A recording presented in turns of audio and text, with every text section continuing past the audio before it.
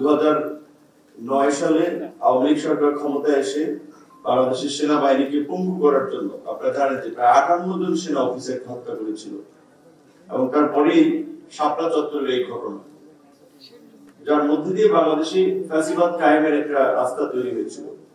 সরকারের পক্ষ থেকে স্বীকৃতি, বিশেষ করে আমি মনে করি এটা সম্ভব হয়েছে তরুণ নেতৃত্ব সরকারে আছে বিধায়, কারণ তারা যেভাবে এই গণ-অভ্যুত্থানকে ওন করে এবং তাদের যে দায়বদ্ধতা রয়েছে মানুষের প্রতি, তারা দেখেছে মানুষের দুঃখ কষ্ট এবং অন্যান্য যে গতানুগতিক যে রাজনৈতিক জায়গা থেকে শুধু একটা ক্ষমতার প্রতি আকাঙ্ক্ষা কিংবা একটা প্রতিষ্ঠিত শক্তিকে পৃষ্ঠপোষকতা করা, তার বিপরীতে আমি মনে করি স্থানীয় সরকার মন্ত্রণালয়ে একজন ছাত্র আন্দোলনের নেতা থেকে উপদেষ্টা হয়, তারা খুব কাছ থেকে এই বিষয়গুলো উপলব্ধি করায় আজকে তাদের জায়গা থেকে অনুষ্ঠান তারা আয়োজন করেছে। সেজন্য অবশ্যই তাদেরকে অনেক অনেক ধন্যবাদ এবং শুভেচ্ছা জানাই। এবং আজকের যে আলোচনা বা অনুষ্ঠানের যে একটা পরিবেশ তৈরি করেছে, এখানে বিভিন্ন রাজনৈতিক দলের বিভিন্ন মত পথের মানুষকে একত্রিত করেছে, জাতীয় নেতৃবৃন্দকে, যেটা আমি মনে করি যে গত 1 বছর ধরে আমরা যেমন সরকারকে তার কর্মকাণ্ডে সহযোগিতা করে আসছে, এবং এই ধরনের একটা অনুষ্ঠান আমাদেরকে শুধুমাত্র মানে সরকারি উদ্যোগটা, এটা একটা রাজনৈতিক অন্যান্য বিভিন্ন শ্রেণী পেশার মানুষের একটা সরকারের সাথে মিথস্ক্রিয়া ব্যক্ত করার একটা জায়গা তৈরি করে। সেই জায়গা থেকে সরকার যতদিন আছে এই ধরনের পদক্ষেপের মধ্যে দিয়ে রাজনৈতিক যে দূরত্ব আছে কিছুটা সরকারের সাথে, সেটাও বোঝাতে পারে। স্থানীয় সরকার মন্ত্রণালয় একটা বড় মন্ত্রণালয়, স্থানীয় সরকার মন্ত্রণালয় একবারে জনগণের সাথে সরাসরি কাজ করার একটা জায়গা আছে। হেফাজতে ইসলাম সহ গত 1.5 দশকের আন্দোলন সংগ্রামে বাংলাদেশের ছাত্র আলেম ওলামাদের যে উল্লেখযোগ্য ভূমিকা, সেটি কোনো অংশেই কম নয়।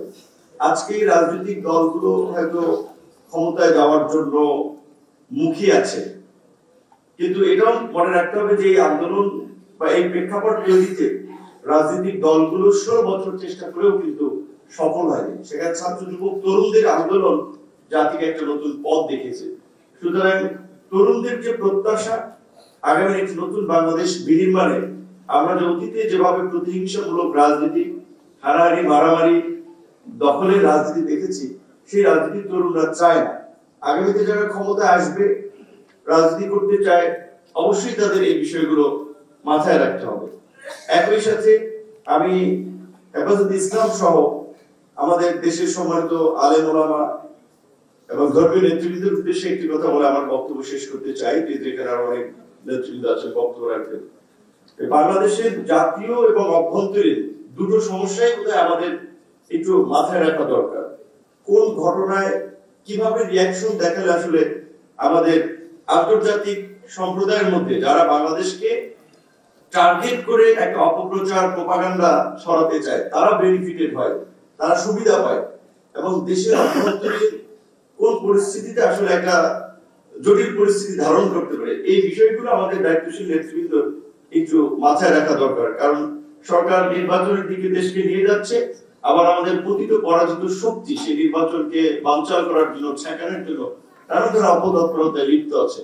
তবে দেশে যদি একটা শান্তিপূর্ণ ক্ষমতা হস্তান্তরের পথ না হয়, একটা অবাধ, সুষ্ঠু এবং একটা নিরপেক্ষ নির্বাচন, যেটা ডক্টর ইউনূস স্যার বলেছেন যে তার একটা ভালো নির্বাচন বাংলাদেশের ইতিহাসে তিনি করে যেতে চান, সেটি যদি সম্ভব না হয়, তাহলে কিন্তু আগামীতে আমরা একটা বড় ধরনের বিপর্যয়ের মুখে পড়ব। সেই নির্বাচন আয়োজনের জন্য সরকারের পাশাপাশি সমস্ত রাজনৈতিক দল, বিভিন্ন পর্যায়ের নেতৃবৃন্দ, তাদের ভূমিকা আছে।